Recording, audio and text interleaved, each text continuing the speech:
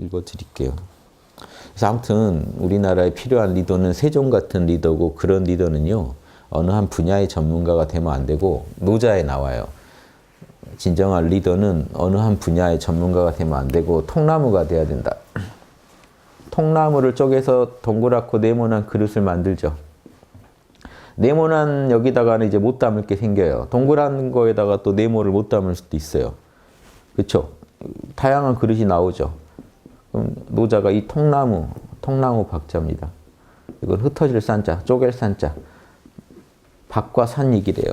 박이 도다. 그리고 천자는 박과 같아야 된다. 각 장관들은 산과 같아야 된다. 자기 분야만 잘하면 돼요. 이게 이걸 못하죠. 이 기능을 이 친구가 못해요. 얘가 하는 기능을 얘가 못해요. 즉 장관들은요 그래도 돼요. 그러니까 내가 그 무슨 농수산부 장관이다. 요즘 뭐 하도 부서가 잘 바뀌어서 모르겠습니다. 내가 무슨 뭐 지식경제 장관이다. 그럼 그것만 잘하면 돼요. 다른 거 못한다고 해서 흠이 안 돼요. 근데 천자는요. 어떤 의미에서는 다 잘해야 된다고 되지만 어떤 의미에서는요. 그러니까 이렇게 어느 한 분야의 전문가가 아니라 노자에 나오는 양심경영, 무의경영. 그러니까 양심의 전문가야죠. 양심의 전문가가 돼서 각 장관들이 자신의 전문성을 그 부서에서 다 발휘할 수 있도록 도와주는 역할이에요. 그래서 그들이 결코 양심이라는 그 길을 잃지 않도록 계속해서 자극 주는 존재예요. 양심을 잃어버리지 않게. 동양에서 원래 천자관은 그렇습니다.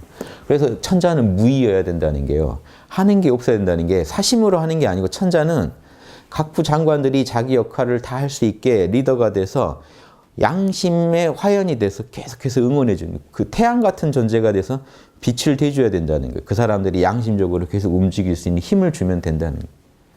그러니까 무의라고도 하는 거예요. 천자는 하는 게 없어야 된다는 게 어느 특정 부서의 일을 하는 게 아니라 이 양반은 그렇게 하는 게 없다는 게 이런 거예요. 그냥 하는 게 없는 게 아니죠, 사실은. 온 몸으로 양심을 구현하고 있어야 돼요. 어떤 특정 분야의 이 전문가일 필요가 없다는 얘기인 거죠. 그 특정, 그러니까 이런 거예요. 태양이 여러분 빛을 때려주죠. 그럼 지구는 어때요? 지구에 있는 태양열을 받아서 만약에 우리 지구의 기계들이 돌아간다고 했을 때 여러분, 돌아가는 기계는 다 다르죠. 태양빛은 하나인데 받아서 쓰는 그 각 그릇들은 다양하잖아요. 그 빛을 가지고 누구는 보일러를 돌리고 누구는 뭐 기계를 누구는 시계를 구동시키고 이런 것처럼 이런 존재가 돼야 된다는 게 동양의 리더관이에요. 그래서 논어에도 임금은 북극성과 같아야 된다. 자신은 안 움직이면서 주변을 다 움직이게 할 수 있어야 된다. 북극성을 중심으로 별이 돌듯이. 그러면 그 사람이 그냥 아무것도 안 하고 있으면요. 별이 그 사람 중심으로 일단 안 돌겠죠. 그러니까 아무것도 안 하고 있는 게 아니라 온몸으로 양심을 구현하고 있고 그걸 통해서 아까 말씀드렸듯이 양심의 힘으로 백성들 그리고 신하들한테 엄청난 영향력을 발휘하고 있어야 신하들이 감히 그 사람 앞에서 사기를 못 치고 어차피 깨질 게 분명하니까 양심적으로 움직이기 시작해요. 세종 때 그런 맛을 냈으니까 우리나라에 태평성대가 온 거예요. 그 당시. 아주 완벽한 태평성대는 아니지만 그래도 다른 정부랑 비교해서 탁월했던 이유는요. 임금이 온몸으로 양심을 좋아하고 양심을 구현하고 있으면요. 신하들은 거기 맞추게 돼 있어요. 어쩔 수 없이. 지금 이재용 씨가 온몸으로 양심을 좋아하고 양심으로 경영을 즐긴다면요. 밑에 그런 참모들, 그런 직원들만 남게 된다니까요. 자꾸 위로 올라오게 돼 있고. 신기하죠. 그러니까 자기는 안 움직였는데 알아서 전문가들이 붙어서 이게 돌아가요. 그러니까 나라를 운영하는 것들, 대통령이 모든 걸 다 꿰야 되는 게 아니고, 그거는 그래서 그 전문가를 따로 뒀잖아요. 근데 대통령은 뭘 책임져야 된다고요? 그 사람들이 양심적으로 움직이게 하는 건 대통령 책임이에요. 사기 안 치고 양심적으로 움직이게 하는 그 역할을 리더가 해줘야 돼. 그리고 그것이 인간이 가야 될 길이라는 걸 정확히 비전으로 제시해줘야 돼. 미션, 이게 우리 미션이다 하고 또 구체적 비전으로 제시해 줄 수 있어야 돼. 그리고 자기가 그렇게 살아야 돼. 그래서 중용에서도요, 천하를 다스리는 9가지 방책을 얘기해 주는데 신하나 백성 관리가 다 나오는데 첫째가 뭐죠? 수신. 리더가 양심적으로 사는 게 제일 먼저예요. 그러면 나머지가 돌아간다는 거예요. 뭘 특별히 안 해도 돌아간다는 거예요. 리더가 양심적으로 살고 있으면 이래라 저래라 안 해도 신하들이 변해서 움직입니다. 부모님이 똑바로 살고 계시면 특별히 뭐라고 인성교육을 안 해도 자녀가 올바르게 돼 있다니까요. 왜냐? 부모님의 삶이 그대로 자기의 이 인생의 모델이 되기 때문에. 근데 부모님이 사기를 치고 살면요. 자녀한테는 어떻게 될까요? 이럴 때 우리 어머니는, 우리 아버지는 뇌물을 그냥 받던데 흔쾌히. 그걸 자꾸 보고 자라면요. 받는 게 쉬워져요. 근데 절대 안 받으신 걸 보고 자랐다고 생각해 보세요. 받기 힘들어요. 이 저항이 심합니다. 근데 리더가 절대 그런 짓을 안 하고 있어요. 그럼 밑에서 하기 힘들어요. 리더가 해요. 에이, 이제 리더는 더한 것도 하는데 나는 이 정도야 하고 합니다. 이게 지금 알 수 없는 작용이라는 거예요. 이 힘을 이용하지 않고는 성공 못 합니다. 그러니까 우리도 하나의 앞으로 뭐 많은 실험을 해보겠지만 우리가 이걸 잘한다는 게 아니라 이래야 한다는 걸 우리가 알아야 됩니다. 양심 정치가 그냥 오는 게 아니고 지금 일반인들은 양심 정치를 사실 이해 못 해요. 이런 혜택을 잊고 싶어 하긴 하는데 무슨 원리로 양심 정치가 돌아가는지, 왜 우리는 계속 이 모양으로 사는지에 대해서 정확히 모르세요. 중용 한번 제가 그래서 읽어드리려는 거예요. 이 부분부터 한번 읽어드릴게요. 3장인데 제 책에서 3장입니다. 주자가 나눈 그 장하고 제가 다르게 나눴기 때문에 일단 제 중용책 기준으로 말씀드릴게요. 같은 데도 있고 다른 데도 있을 수 있으니까 3장에 중용은 균형 있는 그 암과 실천에 달려있다. 보세요. 공자께서 말씀하시길 중용은 참으로 지극하다. 그런데 사람들 중에 중용을 능히 할 수 없는 지가 오래되었다. 사람들이 중용을 못하게 된 지가 오래되었다. 그러니까 예전에 성인들이 다스리던 시대에는 그래도 흉내를 냈는데 요즘은 아주 그냥 아무도 안 한다. 다 욕심만 부리고 산다. 이 얘기입니다. 근데 이거 한번 들어보세요. 나는 도가 왜 행해지지 못하는지 나는 이유를 안다. 왜 사람들이 중용, 즉 중용은요. 가운데 중자니까 우리나라 대충 적당히 주의로 아시면 안 돼요. 중은 딱 한 복판입니다. 여기서 조금만 한 걸음만 더 나가도 과해져서 과하면 동양에서 악이에요. 조금 모자라면 부족이 되죠. 부족은 악이에요. 동양에서 중이라는 의미는 선이랑 같은 뜻이에요. 선하다. 선은 딱 맞는 게 선이에요. 딱 그만큼만 해야지 더해도 악이고 모자라도 악이에요. 이것도 그 서양의 아리스토텔레스가 니코마코스 윤리학 쓸 때 거기서도 중용을 결국 강조해요. 철이는 결국 중용에 따르는 삶을 살아야 된다. 그래서 보세요. 좀 더 나가면요. 객기요. 전쟁 군인이 오버하면 객기, 부족하면요. 비겁. 용기가 중이다. 이해되세요? 그게? 이게 제일 쉬운 비유입니다. 딱 적절한 용기가 중이지 객기를 부리는 거 만용이죠. 객기를 부리면 그거는 과니까 악이에요. 과했기 때문에. 모자랐다, 비겁했다 그러면 악이에요. 그러니까 최적의 상태를 말해요. 양심에 최선을 다했을 때 조금만 과해도 찜찜해요. 부족해도 찜찜해요. 딱 이때만 자명합니다. 그래서 이게 자명함, 양심에 제일 자명한 걸 중이라고 하는 거예요. 그러니까 중용 그러면 적당하게 사는 게 아니에요. 불교 스님들 중에 이게 불교의 중도랑 똑같은 건데 유교의 중용은 대충 적당히 하는 거고 우리 불교의 중도는 아주 뭐 형이상학적인 거다. 그러니까 그런 분들은 중용이 뭔지도 모르는 분들이고요. 제 얘기 듣고 다시 생각하시기 바랍니다. 도가 왜 행해지지 않은지 나는 안다. 지혜로운 자는 지나치고 머리가 좋은 애들은요 지나쳐서 악이 돼요. 그래서 중용이 안 돼요. 머리가 지혜로운 자는 너무 지나치고 어리석은 자는 모자라다. 또 이 양심을 이해 못하면은요 양심을 넘어가 버려도 안 되고 이해를 못해도 또 악이 돼요. 그래서 행해지지가 않는다. 근데 이게 재밌죠? 실천의 문제를 갖고 얘기했어요. 공자가. 도가 왜 실천되지 않는지 나는 안다. 머리가 너무 좋은 자들은 과하고 모자란 자들은 이해를 못하기 때문이다. 근데 재밌죠? 실천 얘기를 하면서 인식의 얘기를 합니다. 아는 게 과해도 아는 게 모자라도 실천으로 연결이 안 된다. 한 얘기고. 그 다음 보세요. 그러면 이거 이렇게 보면 도가 왜 밝아지지 않는지 이유를 난 알고 있다. 도를 왜 사람들이 모르는지 내가 이유를 안다. 근데 실천의 얘기를 얘기합니다. 인식의 문제인데 왜 도를 인식 못하는지 난 안다. 그때는 또 실천을 갖고 와요. 현명한 자는요. 유교에서 현명한 자라는 건 실천을 잘하는 사람이에요. 현명한 자는 지나치고 실천을 잘하는 사람은 지나치고 불초자, 실천력이 딸리는 사람은 모자라기 때문이다. 뭔 얘기인지 아시겠어요? 이게 좀 생각해 봐야 되는 얘기예요. 도가 왜 실천이 안 될까? 모르니까요. 그런데 머리가 좋은 사람은 너무 과해서요. 오버해버려요. 그러니까 실천이 안 되죠. 그러니까 인식이 잘못됐기 때문에 실천이 안 되는 거예요. 지적으로 모자라면요. 어리석으면요. 도가 뭔지 정확히 모르니까 실천이 안 되죠. 그리고 또 왜 우리는 도에 대해서 모르는 걸까? 실천력이 좋은 사람은요. 자기 실천에 만족해서 더 알려고 안 해요. 그래서 지나치든. 나처럼만 하면 되지 하고 도에 대해서 연구를 안 해요. 그러니까 몰라요, 결국. 그리고 불초자는요. 행이 딸려요. 지금 내가 아는 것도 다 못하는데 뭘 더 알이야 하고 이해를 안 해요. 도를 몰라요. 재밌지 않나요? 이 말씀 안에. 인식이 잘못되는 건 실천의 문제고요. 실천이 잘못되는 건 인식이 잘못돼서 그렇다는 거예요. 이래서 아는 것과 실천이 딱 균형을 이루는 게 제일 귀하다는 거예요. 암만큼 실천한다는 게 제일 귀한 겁니다. 아는 거랑 실천이 일치하는 게 제가 얘기하는 체험과 개념의 일치처럼 아는 거랑 실천을 일치시키는 게 중요해요.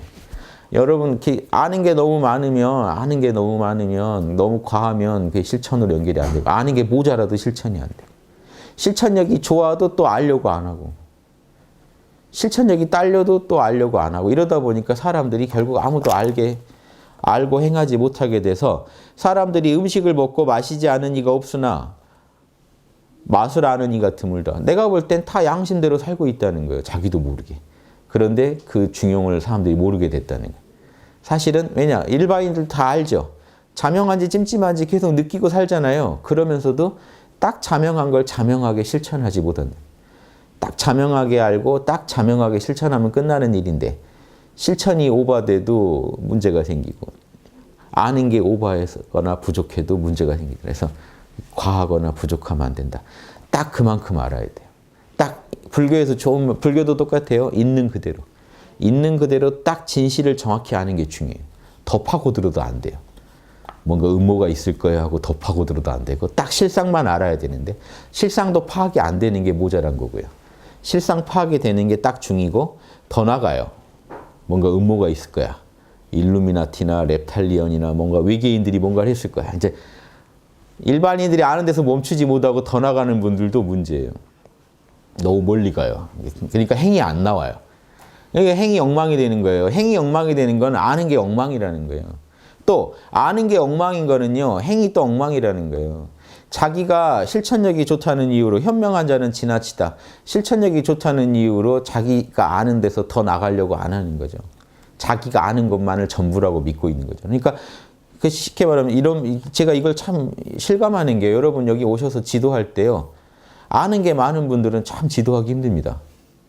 어떨 때는요. 그렇죠. 아는 게 많아서 머리가 너무 복잡해서 이게 도가 실천이 안 돼요. 또 이런 분들도 문제예요. 현명한 자. 진짜로요. 여러분 인생에서 되게 잘 살아요. 이런 분들은 또 공부하려고 안 합니다. 양심을 알려고 안 해요. 이미 너무 잘 살고 있어요. 자기가 볼 때. 자기가 너무 뿌듯해요. 내가 지금 자기계발 써도 모자랄 판인데 양심을 공부하라고? 안 해요. 신기하죠. 여기 딱 써놨어요. 공자님이. 모자란 사람들은 어차피 안 되는데 과해도 안 된다는 게 문제예요. 과한 분들이 더 힘들 수도 있다는 게 있어요. 모자라면 또 배우려고라도 합니다. 그러면 이 양반들이 더 희망이 있어요.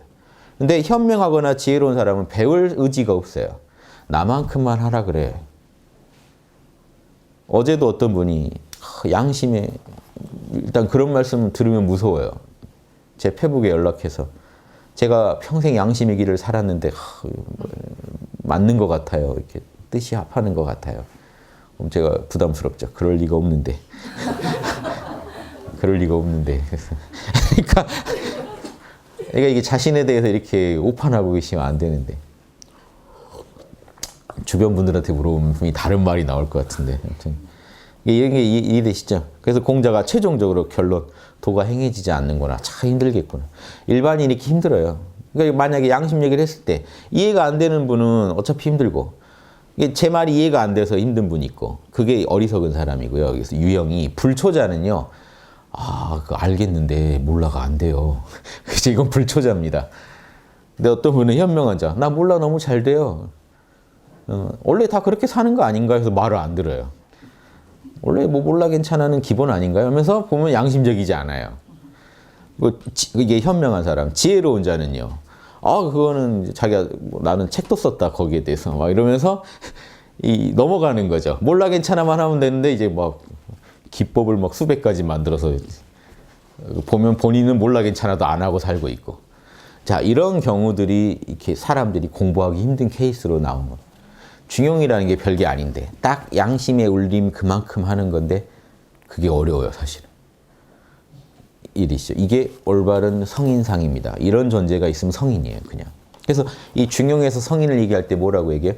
고민 안 해도 답을 알고, 그러니까 양심, 뭐가 옳은지 알고, 고민을 안 해도 딱 중이 뭔지 알고요. 노력을 안 해도 중을 할 수 있는 사람. 이해되시죠? 고민하지 않아도 이게 자명해, 이건 오바야, 이게 감각이 딱 있는 거예요. 찜찜찜찜 자명, 빨리 알아내고 자명했으면 빨리 해버려요. 노력을 안 해도 한다는 거는 그냥 쉽게 그게 돼요. 근데 불초자는 어떻죠? 알아도 잘 안 돼요. 알아도 안 되는 경우가 있고. 일단 알기가 어렵고 혹시 알아도 못하고 문제가 있죠. 그래서 이런 말씀도 드리고 사장 한번 읽어볼게요. 이게 중용에서 구체적인 리더상을요 정확히 얘기해 준 게 이겁니다. 순임금이 동양에서 최고의 성인군주예요. 양심 리더로 최고 표본이에요. 공자께서 순임금이야말로 위대한 지혜를 지니셨다. 그럼 순임금만큼 하면 돼요. 동양의 모든 군주는, 천자들은. 순임금은 묻기를 좋아하고 천박한 말들을 살피기를 좋아하셨으며 순임금은 일반인 누구한테라도 물어요. 농부한테도 묻고 다 물어요. 그리고 그런 사람들이 막 날리는 천박한 말들도 잘 살폈다. 거기에서도 혹시 선이 있나 살폈다는 거예요. 양심 있으면 해버리게요. 이 우주에 있는 양심을 내가 다 알 수가 없어요. 한 개인이 다 그걸 알고 구현할 수가 없어요. 그러니까 한 사람 내면에 있는 양심으로부터 정보를 최대한 얻어내려는 거예요. 고수는 이래요. 하수는 자기 거에 도취되어 있는데 고수는요. 지금 지나가는 사람한테도 양심을 취하고 싶어요. 그러면 그 사람한테도 좋은 일이죠. 그 사람도 양심을 구현하게 되니까. 그러니까 이 공부에는 이제 나와 남이 없어요. 이경지가면요. 내가 내 양심 구현하듯이 남도 그 사람의 양심을 구현하게 돼야 돼요. 천지가 다 양심을 구현해야 돼요. 그러니까 당연히 이렇게 돼 있습니다.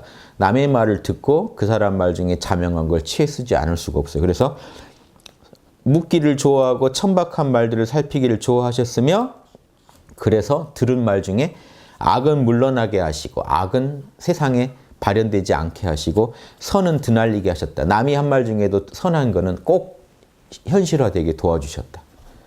이런 분이 리더가 되면 어떨까요? 국민들 안에 있는 양심까지 다 구현되는 거예요. 그래서 우리 홍익당에서도 이런 얘기를 드린 거예요. 국민들이 양심적이 돼야 돼요. 우리가 양심이니까 끌고 가겠다 이런 게 아니고요. 국민들 양심이 발현되게 도와주지 않으면 안 돼요. 이게 민주주의랑 맞아요. 이 철학이. 민주주의의 근본 이념하고 맞아요. 그래서 과하거나 부족한 양극단을 피하고 과하거나 부족하면 다 이건 악이니까 피하고 백성들에게 항상 그 중심을 쓰셨다. 딱 양심에 자명한 것만 쓰셨다. 그래서 순임금이 되신 것이다. 그러니까 순임금 유교에서 최고로 높이 치는 성인 군주의 그 노하우가 뭐죠? 아주 실전 노하우가, 경영의 노하우가 누가 하는 말을 다 듣고 자명한 걸 자명한 것만 걸러내서 자명하지 않은 건 드러나지 않게. 이걸 옛날 사람들이 다 그렇게 풀었어요. 저는 일부러 이렇게 푼 거예요. 옛날 분들이 뭐라고 풀었냐면 남의 단점은 감춰주시고 장점만 드러내 주셨다. 이건 일종의 사기예요. 이거는 서로 중매 설 때나 이렇게 해주시면 되고요. 그럼 결혼하고 나면 사기당했다고 아시죠? 그러니까 이거는 이게 성인이 이걸로 정치했다는 게 말이 안 돼서 제가 이건 말이 안 되는 풀인데 다 그렇게 풀어요. 주역을 뒤지니까 주역의 똑같은 구절에 이렇게 풀었어요. 주역에서는 이렇게 풀어요. 선을 드날리게 해줬다. 아예 한자를 정확하게 표현해 주더라고요. 악은 드러나지 못하게 막았다는 거예요. 그러면 성인 군주가 있으면 어떻게 될까요? 양심 덩어리이기 때문에 그 주변에 있는 신하나 백성들이요. 그 사람이랑 같이 있다 보면 양심적이 될 수밖에 없는 거예요. 같이 있다 보면 욕심은 자꾸 뒤로 후퇴하고 뭐 대화를 나눠도 양심적인 거는 바로바로 내가 아무리 낮은 사람이 한 말도 구현이 되고 욕심으로 한 말은 구현이 안 되니까 뒤로 자꾸 후퇴하게 되고 사람들이 알아서 뒤로 이제 그 욕심을 내려놓게 되고 양심적인 얘기는 하기만 하면 천자가 다 들어주니까 어떻게 돼요? 계속 하게 돼요. 다 같이 그러니까 천자도 양심을 구현하고 모든 백성들 신하들이 다 양심을 구현하는 구조로 가는 거예요. 그러면서 항상 찜찜한 거는 버리고 백성들한테 양심에 맞는 것만 썼다. 그러니까 요즘 말로 하면 이거 어렵고요. 요즘 말로 하면 쉽게 말하면 국민들하고 늘 소통하고 국민들 말을 잘 경청하고 국민들 말 중에 자명한 게 있으면 반드시 현실화시키게 도와주는 리더였다는. 그럼 이 사람은요. 순임금이 모든 걸 알고 있어서 선을 하는 게 아니에요. 국민들의 눈가기를 자신의 눈가기로 삼아서 선을 하는 거예요. 그러니까 이 동양에서는 훌륭한 리더는 역지사지의 전문가여야 돼요. 국민 전체를 나라고 생각하지 않으면요. 국민이 낸 아이디어가 아무리 좋아도 묵살 밟아버리죠. 그걸 왜 구현해줘요? 근데 국민 한 명 한 명 아무리 낮은 사람도 나라고 생각하는 거예요. 그러니까 저 사람이 자기 양심을 구현해야 된다고 생각하는 거예요. 기본적으로. 그래서 나부터 양심을 구현하면서 국민 모두가 내면에서 자명 찜찜 판단을 하고 있기 때문에 국민들 의견 중에 진짜 자명한 것들은 반드시 현실화되게 도와주고 찜찜한 거는 반드시 뒤로 물러나게 도와주기만 하면 온 국민이 다 함께 대업을 달성하는 거예요. 다 함께 멋진 작품을 만드는 거예요. 이런 리더를 노자는 무의경영이라고 하고 유교에서는 덕치라고 하는 거예요. 덕스러운 경영이라고 하는 거예요. 같은 거예요. 다 같은 거예요. 설명이 똑같아요. 둘이 설명이. 그런 얘기는 제가 다른 강의에서 많이 드렸고. 그 노자같이 아무것도 안 하고 있는데 백성들이 변한다. 그게 아무것도 안 하는 게 아니라 욕심을 안 부렸다는 거예요. 욕심을 안 부리고 양심에 최선을 다했기 때문에 리더가 자연 그대로의 마음인 양심만 따르고 개인적인 마음인 꼼수를 안 썼기 때문에 천하가 안 따를 수 없고 안 변할 수 없었다는 얘기를 하는 거예요. 중용 마지막 33장 보시면요. 똑같은 소리를 합니다. 요것만 좀 읽어드리고 끝낼게요. 워낙에 재밌는 글인데. 보실래요? 시경에 이르기를 그대가 집에 있음을 보니 방구석 모퉁이에서도 부끄러울 것이었구나. 남이 아무도 안 보는 자리에서도 홀로 깨어있구나. 양심적이구나. 그러므로 군자는 움직이지 않아도 공경하고 공경스럽고 말하지 않아도 믿음이 간다. 이게 뭐냐면요. 벌써 그 원리를 얘기하는 거예요. 두 말이 좀 안 맞지 않나요? 아, 그대요. 그대는 방구석 모퉁이 혼자 아무도 안 보는 중에도 양심적이구나. 깨어있구나. 요 얘기랑 그러므로 군자는 움직이지 않아도 공경스럽고 말하지 않아도 믿음이 간다. 요 말이 일반적으로 읽으면 바로 매치가 안 되죠. 그게 왜 그러냐면 중용에서 신독이라는 걸 강조하거든요. 그거랑 연계해서 보시면 삼가할 신자죠. 진실하게 한다. 참될 진짜가 들어있죠. 마음을 참되게 한다는 거예요. 언제요? 혼자 있을 때요. 그런데 이게 이렇게 어두운 방구석 모퉁이에 있어도 혼자 방에 다 어두운 방에 있어도 양심적이다. 이게 이제 겉으로 드러나긴 이해가 빠르신데 중용에서는 이걸 어떻게 의미하냐면 단순히 혼자 있는 게 아니고 여러분 혼자만 알고 있는 그거예요. 밖으로는 발표가 안 된 거예요. 방구석 모퉁이가 뭘 상징해요? 남은 볼 수 없는데 여러분은 알고 있죠. 여러분 마음에 그런 마음이 있어요. 남은 모르는데 여러분만 아는 자리. 그거를 독이라고 하는 거예요. 속마음. 그래서 발표는 아직 안 됐어요. 밖으로. 근데 자기는 알아요. 이때 이미 중요한 건 왜 그러냐면 이때 이미 선악이 갈려요. 양심 성찰하는 이유가 남은 모르고 나만 아는 그 마음 안에서 선악을 따져보는 게 제일 포인트입니다. 꼭 그것만 하는 거 아니지만 그게 제일 중요해요. 왜? 거기서 이미 일이 시작돼요.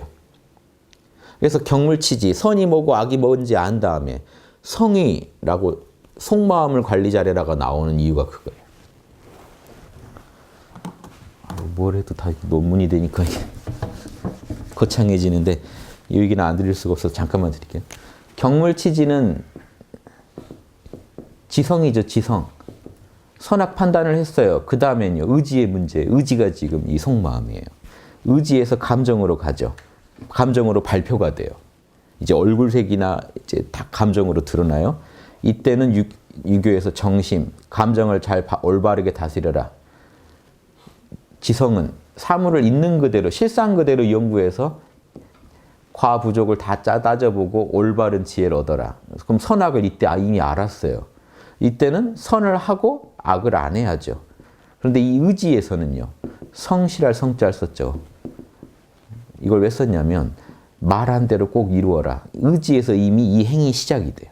의지는 지성과 감성의 중간입니다. 그러니까 아는 것과 감정은 이제 하는 거죠. 아는 인식과 실천의 중간이에요. 미세한 상태예요. 밖으로 실천이 드러나진 않았는데 속에서 이미 실천이 일어났어요. 아, 나 하고 싶어 할 때 이미 마음이 움직인 거 아닌가요? 하고 싶다고 한 속마음이 일어날 때 이미 도둑질하고 싶어. 이미 악이 시작됐어요. 발표는 안 했는데. 즉 공식적으로 도구를 사러 가지는 않고 현장 답사는 안 했지만 은행을 털고 싶어라는 마음이 일어났을 때 이미 악이거든요. 예수님도 이 얘기를 한 거죠. 예, 뭔가 나쁜 마음 품었으면 이미 악이다 하는 게. 이게 발표는 안 됐어요. 남은 몰라요. 그러니까 여기서 속일 수가 있죠. 얼마든지. 속일 수도 있는 영역이에요. 속일 수도 있는 이 영역을 진실하게 하라. 정성스럽게 하라는 건요. 이겁니다. 이때 만약에 좋은 마음을 먹었으면 반드시 그 말을 이루어라. 밖으로 표현해라. 나쁜 마음을 먹었으면 반드시 그 자리에서 제거해라. 그것이 또 이루는 거죠. 네. 뭔 말인지 아시겠죠? 알고 있던 거, 네가 선이라고 말할 수 있는 그거를 반드시 이루어라 하는 게요. 속에서는요, 이미 이제 실천이 시작돼서 그래요. 이때 선악이 이미 갈려요. 그래서 유교에서 제일 중시하는 게 이겁니다, 성이. 이때 이미 겉으로 나왔을 때는 이미 한참 성숙된 거예요. 밖으로까지 표현됐을 때는. 속에서 이게 문제. 이때 바로 잡아야 되거든요. 그런데 지금 이 얘기는 이거예요. 방구석 모퉁이에 있는데 자기만 아는 자리에서도 성실할 수 있다는 거죠. 이런 사람 어때요? 밖으로 다 드러나게 돼. 말이 이루어지기 때문에 이런 사람은 좋은 그 이념이 남이 안 보는 데서도 이미 이루어졌죠. 그러니까 밖으로 이루어지는 건 시간 문제죠. 밖으로 다 펼쳐진다는. 그러니까 그 얘기를 해놓고 그러므로 군자는 움직이지 않아도 실제로 행까지 안 가도 이미 속이 양심적인 속마음으로 꽉 차 있기 때문에 밖으로 행을 안 해도 남이 봤을 때 뭔가 느낀다는 거예요. 저 사람은 진실한 것 같다라고 느끼고 말을 안 했는데도 상대방이 신뢰한다. 왠지 믿음이 간다. 왜 그럴까요? 속마음이 양심적으로 관리되고 있기 때문이요. 그러니까 이 행을 안 하면서 이걸 바라시면 안 되죠. 이해되세요? 내가 왜 죄짓고 안 산 것 같은데 사람들이 왜 나를 멀리할까 이러지 마시고 여러분 속마음에서 양심적으로 육바라밀 인의의 원칙대로 속마음이 관리되고 있다면 남이 말 안 해도 신뢰하게 돼. 그럼 기적이 일어나는 것처럼 이상하게 예전 같으면 안 될 일이 이상하게 추진이 되고 하는 거예요. 여러분이 양심적으로 속마음을 쓰니까 남이 거기에 감흥해 준 거예요. 이게 인과로 일어난 건데 기적이라고 생각하는 거죠. 운이 좋았다고 생각하거나. 이 공식을 모르니까 사람들은 쓰다 말다 하겠죠. 그런데 군자와 보살들은 이 공식을 아니까 마음을 계속 이렇게 굴려서 계속 업을 지어버리는 거죠. 좋은 업을. 생각에서 일어난 업이지만 이미 이거는 엄청난 영향을 발휘합니다. 앞으로 이 얘기만 계속 나와요. 보세요. 시경에 이르기를 음악의 연주로 신이 강림하여 말이 사라질 때, 이 옛날 어른들이요, 그 궁중에서 제사 지낼 때 음악을 연주하는 게요, 음악을 연주하면요, 다 이렇게 몰입이 돼서 무아지경에 들어가죠. 그때 신이 강림했다고 보는 거예요. 자, 음악을 통해 다 깨어날 때. 예전에 막 나가서 들으시면 막 깨어나죠. 가수들 요즘은 또 뭐죠? 막 가면 복면가왕인가요? 사람들이 노래 왜 이렇게 좋아하나요? 듣다 보면 몰입이 잘 되고 깨어나요. 음악의 이게 효능입니다. 신이 강림하여 말이 사라질 때, 하고 아름다운 음악에 빠져서 말을 잃을 때, 이때에는 다툼이 없다네. 이때는 다 깨어난다네. 이게 음악의 효능인데, 자, 이 때문에 군자는 이 시경의 이 구절을 얘기해 놓고 뭐라고 하는지 보세요. 이 때문에 군자는 상을 주지 않아도 백성들이 격려되고 화를 안 내도 백성들이 도끼보다 더 두려워한다. 좀 안 맞지 않나요? 갑자기 이 얘기가 왜 나오는지. 그러니까요. 이렇게 지금 무아지경에 몰입된 상태에 깨어있는 이런 마음을 군자는 늘 품고 있어야죠. 그런 깨어있음 속에서 사람들이 다 안 싸우죠. 이렇게 다 같이 깨어나면 안 싸우듯이 군자를 보면요. 군자는 늘 깨어 있으니까 상을 안 줬는데도 백성들이 격려되고 양심 더 잘해야지 하게 되고 이상하게 그 사람 옆에 있으면 그 감흥이 다 같이 하나로 이렇게 쫙 감흥되는 그런 상태가 군자한테 가면 일어난다는 거예요. 신기하죠. 그리고 화를 안 냈는데도 군자 앞에 가면은 다시는 그런 짓 안 해야지 하고 자신의 그 양심의 가책을 실감나게 느끼게 된다는 거예요.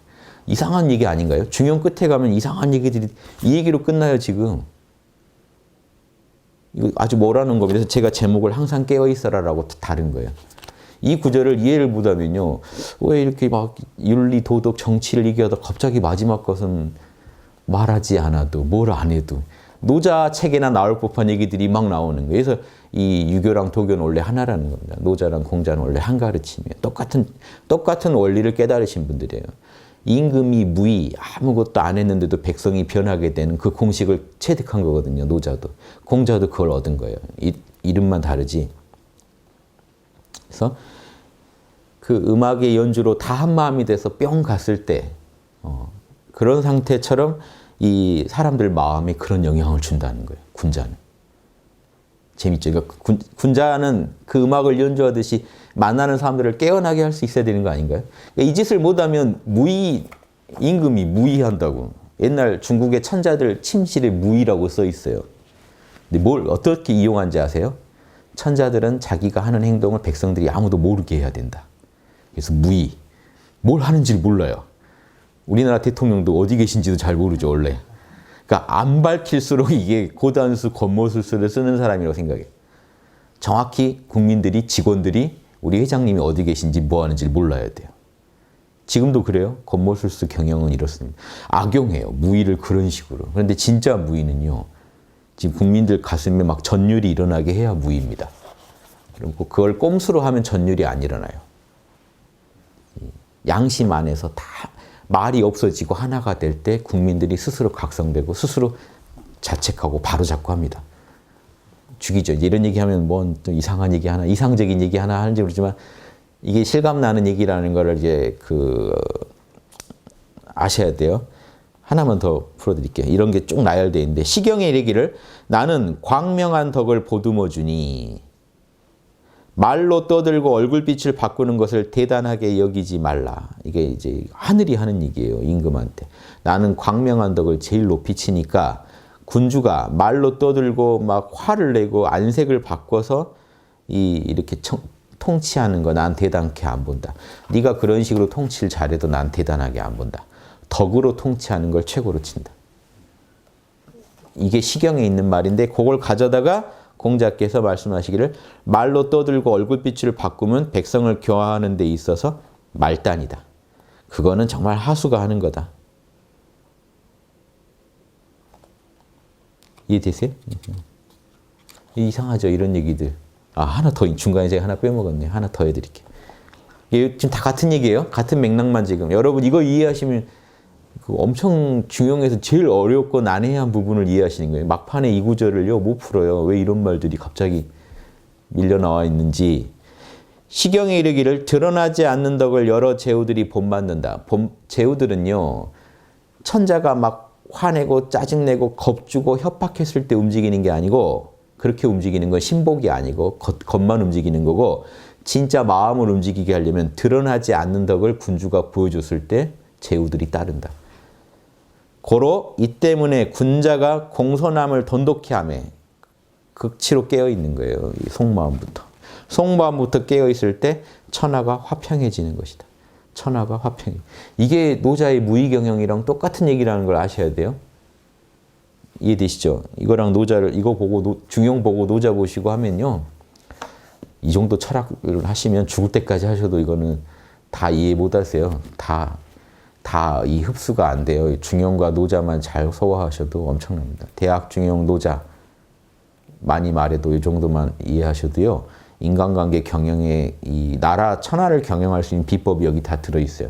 사람들은 이걸 이해 못해요. 고리타분한 도덕책인 줄 알고 아니면 노자 무의 그러면 아무것도 안 하고 어딘가 자연으로 떠나야 된다고 생각하고 제일 어려운 노하우를 지금 제시해 준 거예요. 그래서 논어의 이 구절을 이해하실 수 있어요.